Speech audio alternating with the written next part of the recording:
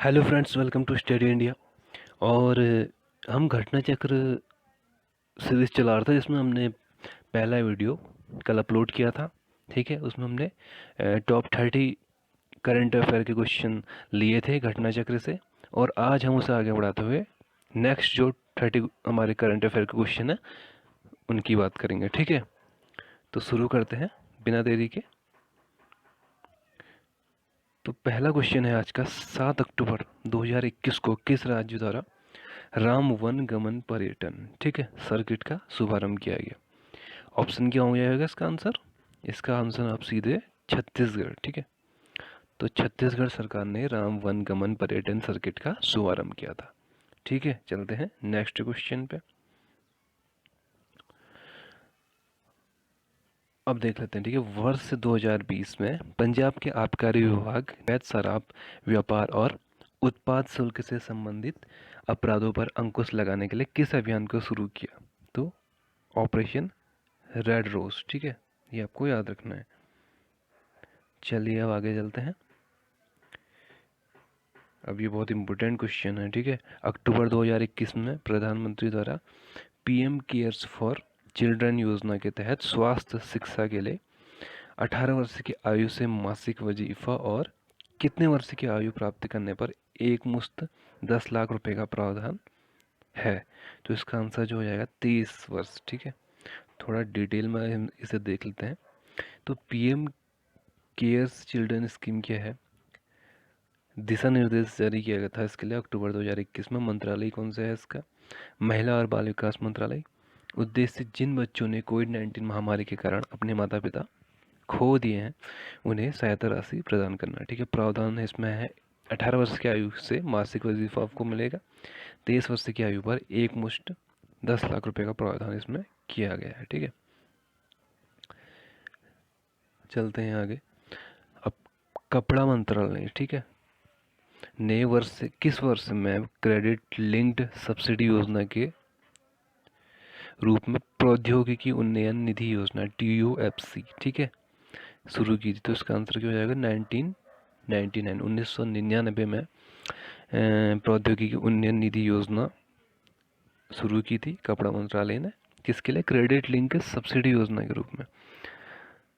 तो लेकिन अक्टूबर 2021 में अभी जो है चर्चा में इसलिए है क्योंकि संशोधित प्रौद्योगिकी उन्नयन निधि योजना की समीक्षा की गई है। ठीक है, संशोधित, इसमें संशोधन किया गया। ये वस्त्र मंत्रालय के अंदर आता है। उद्देश्य है व्यापार को आसान तथा निर्यात और रोजगार को बढ़ावा देकर भारतीय वस्त्र उद्योग को प्रोत्साहित करना। ठीक है, देखिए शुरुआत जो हुई थी ATUFS की, ठीक है, वो एक क्रेडिट लिंक सब्सिडी योजना के रूप में हुई थी। और कब हुई थी? 1999। ठीक है, अब जो अमेंडमेंट ये TUFC है उसे 2016 में अनुमोदित किया था। ठीक है, तो ATUFC को 2015 से 16 से 2021-22, ठीक है, लगभग 6 साल की अवधि के लिए 17,822 करोड़ रुपए का आवंटन और ठीक है आवंटन किया गया। ठीक है, अब चलते हैं आगे।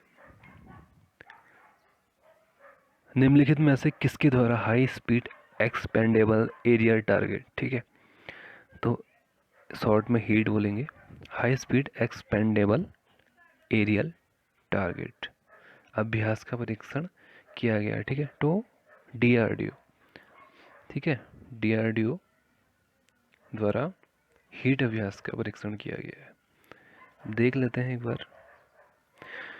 परीक्षण 22 अक्टूबर 2021 को किया गया। परीक्षण स्थल क्या है? चांदीपुर एकीकृत परीक्षण रेंज, उड़ीसा। और परीक्षणकर्ता कौन है? DRDO है। ठीक है, इसकी स्थापना भी याद कर लीजिए आप, 1958। ठीक है, पूछा जाता है अक्सर। 1958 में DRDO की स्थापना की गई थी। इसे बोलते हैं Defence Research and Development Organisation. ठीक है, अब DRDO के अभी चेयरमैन कौन है ये आप हमें कमेंट सेक्शन में ज़रूर बताएं। ठीक है, डिज़ाइन और विकासकर्ता वैमानिक विकास प्रतिष्ठान ADV। ठीक है, और बेंगलुरु में जो उपयोग है विभिन्न मिसाइल प्रणालियों का मूल्यांकन करने के लिए हवाई लक्ष्य के तौर पर प्रयुक्त क्षमता है सतह से हवा, हवा से हवा में लक्ष्य भेजने में संक्षेप। अब देखिए जनवरी 2022 में प्रधानमंत्री द्वारा किस तिथि को वीर बाल दिवस के रूप में मनाने के लिए घोषित किया गया? तो ये बहुत इंपॉर्टेंट क्वेश्चन है, ठीक है। 2022 का स्टार्टिंग का ही ये एक क्वेश्चन बन गया, तो परीक्षा में आने की बहुत संभावना है। तो 26 दिसंबर, ठीक है, 26 दिसंबर को अब वीर बाल दिवस हर साल मनाया जाएगा। अब चर्चा में क्यों है? प्रकाश पर्व के अवसर पर 26 दिसंबर को वीर बाल दिवस के रूप में मनाने की घोषणा की है, ठीक है। घोषणा पीएम मोदी ने करी है। तो अब देखते हैं कि जो वीर बाल दिवस है वो क्यों मनाया जाता है इस दिन। तो यह दिवस क्या है? प्रत्येक वर्ष साहिबजादा जोरावर सिंह और साहिबजादा फतेह सिंह, ठीक है, ये दोनों ही गुरु गोविंद सिंह के पुत्र थे, इनकी याद में चिन्हित किया गया है। ठीक है, 1704 में इन दोनों को मुगल सम्राट औरंगजेब ने की सेना द्वारा पकड़ लिया गया और इनको मुसलमान बनाने की पेशकश की गई, जिन्हें इनकार कर दिया। और इसी के पश्चात इन्हें सरहिंद, जो पंजाब में एक जगह है, में मात्र 6 और 9 वर्ष की उम्र में दीवार पर चुनवा दिया गया था, ठीक है। अब देखते हैं दिसंबर 2021 में जन योजना अभियान 2021 सबकी योजना सबका विकास और वाइब्रेंट ग्राम सभा डैशबोर्ड का शुभारंभ किस मंत्रालय द्वारा किया गया? ठीक है, तो इसका आंसर क्या हो जाएगा? इसका जो आंसर होगा वो होगा पंचायती राज मंत्रालय। अब पंचायती राज मंत्रालय, ठीक है। अब आप कमेंट सेक्शन में बताइए कि पंचायती राज मिनिस्टर कौन है केंद्र में, ठीक है।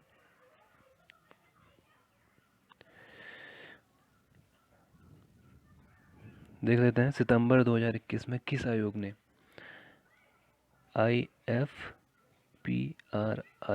ठीक है, और IIPS, यूनिसेफ और IEG के साथ संयुक्त प्रयास से 19 राज्यों और केंद्र शासित प्रदेशों के लिए द स्टेट न्यूट्रिशन प्रोफाइल को लॉन्च किया, ठीक है। तो नीति आयोग, ठीक है, जरूर आपको ये क्वेश्चन याद करना है, बहुत इंपॉर्टेंट क्वेश्चन है ये, करंट है, इनके आने की संभावना बहुत है। नवंबर 2021 में जैन नेक्स्ट डेमोक्रेटिक नेटवर्क नामक नई पहल के तहत अब युवा नेताओं की मेजबानी किस देश द्वारा की गई? तो भारत, ठीक है। देखिए रिसेंटली पीएम नरेंद्र मोदी ने किसकी जयंती पर जल जीवन मिशन ऐप लॉन्च किया? वेरी वेरी इंपॉर्टेंट, ठीक है। जल जीवन मिशन जो है भारत में एक बहुत बड़ा ही जल क्रांति बन चुकी है, ठीक है। तो बहुत इम्पोर्टेंट है जल जीवन मिशन जो ऐप है, वो महात्मा गांधी की जयंती मतलब 2 अक्टूबर 2021 को लॉन्च की गई, ठीक है।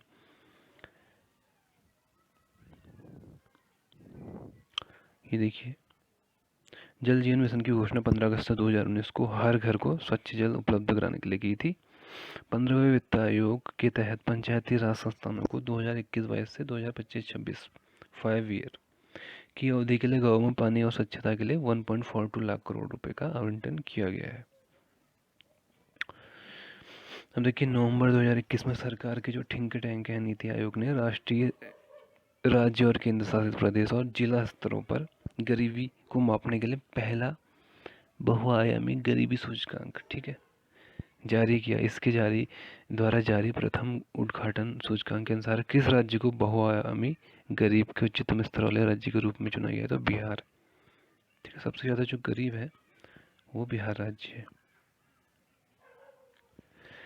सितंबर 2021 में श्रम और रोजगार मंत्रालय द्वारा डिजिटल कौशल प्रदान कर युवाओं की रोजगार क्षमता बढ़ाने के लिए किस कार्यक्रम का शुभारंभ किया गया?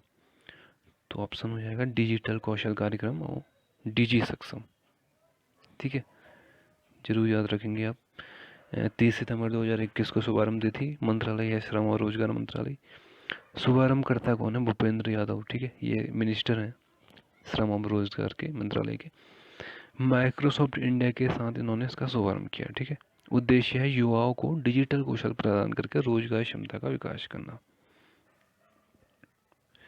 भारत सरकार ने किस वर्ष तक रेबीज को खत्म करने के लिए कुत्तों से होने वाले रेबीज के उन्मूलन के लिए राष्ट्रीय कार्य योजना का अनावरण किया है? 2030, ठीक है। 2030 वर्ष तक रेबीज को, कुत्तों से होने वाले रेबीज को खत्म करने का लक्ष्य रखा है भारत ने।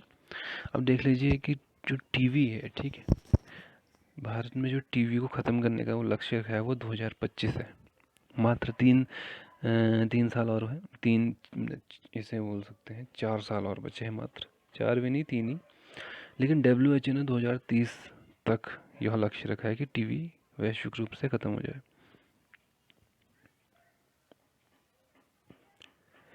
चलते हैं नवंबर 2021 में इंडिया इंटरनेट गवर्नमेंट फोरम का आयोजन कहाँ किया गया? तो कहाँ किया गया है? भारत में, ठीक है, याद रखना है इसे। अब देख लेते हैं, हाल ही में किस संविधान संशोधन द्वारा सामाजिक एवं शैक्षणिक रूप से पिछड़े वर्गों की पहचान करने की शक्ति राज्यों को प्रदान कर दी गई? ठीक है, आर्टिकल जो 101 है वो GST से रिलेटेड है, संशोधन जो है, ठीक है। और 100 जो है वो भारत और बांग्लादेश के बीच जो सीमा विवाद था, डिस्प्यूट एरियाज थे, उनके सोल्यूशन के लिए है। 102 जो संविधान संशोधन है 2018 में हुआ था, इसमें क्या हुआ था, जो पिछड़ा वर्ग आयोग है उसे संवैधानिक दर्जा मिल गया था। और जो 103 संविधान संशोधन अधिनियम है, ठीक है, 2019 का, इसमें क्या था, इसमें EWS को 10% आरक्षण दिया जाएगा, ऐसा प्रावधान है। इसका आंसर जो हो जाएगा वो 105वां संविधान संशोधन हो जाएगा, ठीक है। इसमें राज्यों को भी डिसाइड करने का शक्ति दी अपनी OBC लिस्ट, ठीक है। चलिए आगे चलते हैं। नवंबर 2021 में किस राज्य ने बड़े चमकीले रंग के केसर हिंद को राज्य तितली के रूप में बनाया? अरुणाचल प्रदेश, ठीक है। 68 देख लेते हैं। प्रथम चुनाव आयुक्त सुशील चंद्रा थे। एक कथन है, दूसरा कथन है, चुनाव में पुरुष मतदाता की हिस्सेदारी महिलाओं से हुई अधिक। उपयुक्त में से कौन से कथन सत्य है? तो कौन सा? दोनों में से कोई नहीं। देखिए, सुशील चंद्रा जो है वर्तमान में भी चुनाव आयुक्त हैं, मुख्य चुनाव आयुक्त। और जो निर्वाचन आयोग है वो एक संवैधानिक संस्था है, ठीक है। जो प्रथम निर्वाचन अध्यक्ष से सुकुमार सेन थे। 1971 के बाद महिला मतदाताओं की वृद्धि हुई, ठीक है। वर्ष 2019 में पुरुषों की तुलना में 67% अधिक महिलाओं का मतदान हुआ। जनवरी 2022 में किसके साथ भारत का व्यापार 100 अरब डॉलर को पार कर गया? तो चाइना, ठीक है, याद रखना है आपको, चाइना। जनवरी 2022 में किस देश द्वारा बंगाल की खाड़ी में विशाल प्राकृतिक गैस हाइड्रेट का भंडार खोजा गया? वेरी वेरी इंपॉर्टेंट, बांग्लादेश, ठीक है। चलते हैं आगे। भारत ने जलवायु परिवर्तन प्रदर्शन सूचकांक 2022 में कौन सा स्थान प्राप्त किया?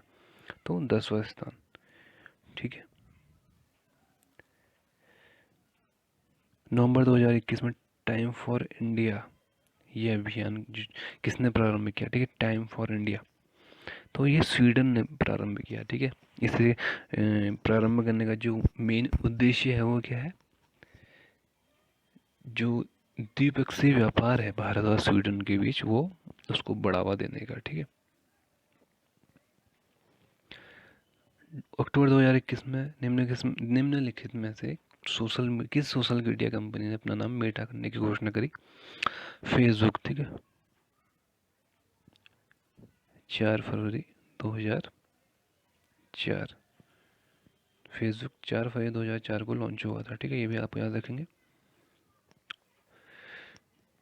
अक्टूबर 2021 में UNDP और OECD आर्थिक सहयोग विकास संगठन ने कहाँ पर टैक्स इंस्पेक्टर से विदाउट बॉर्डर्स कार्यक्रम शुरू करा? तो सेशेल्स, ठीक है, याद रखना है।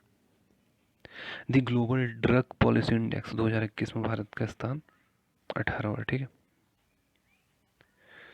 देखिए सूचकांक में 30 देश शामिल थे। जारी करता संस्था कौन है? Harm reduction consortium.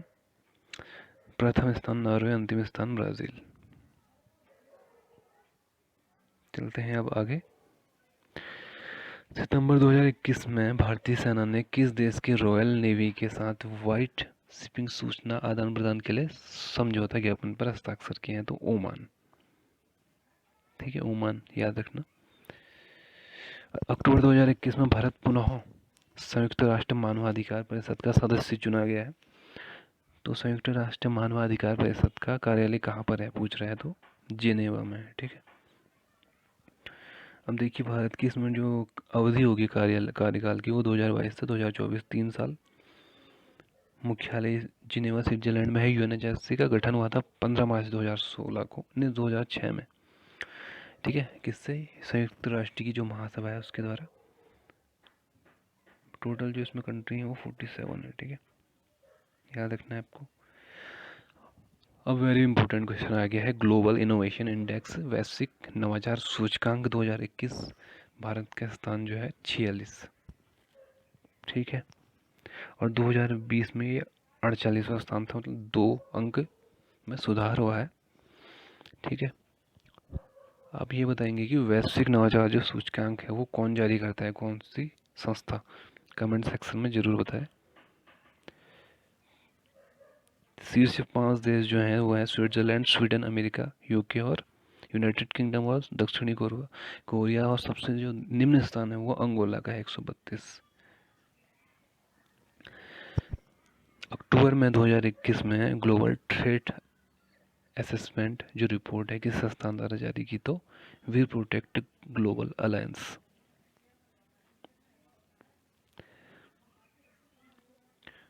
अब देख लेते हैं 2 से 4 सितंबर 2021 के मध्य छठे पूर्व आर्थिक मंच सम्मेलन 2021 का आयोजन कहाँ किया गया?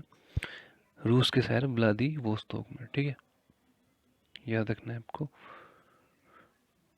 अब देखिए अक्टूबर 2021 में अफगानिस्तान पर आयोजित विशेष G20 शिखर सम्मेलन की अध्यक्षता किसने करी? G20 2021 अध्यक्षता रोम ने की थी। ठीक है, इटली की कैपिटल। इसके अलावा आप देख लीजिए कि 2022 में G20 सम्मेलन का होना है इंडोनेशिया,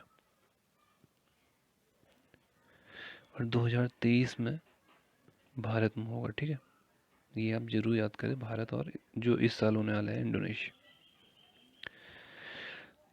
और जो लास्ट क्वेश्चन है 23वां आज का, वह है सितंबर 2021 में 21वां संघाई सहयोग संगठन कहाँ आयोजित किया गया?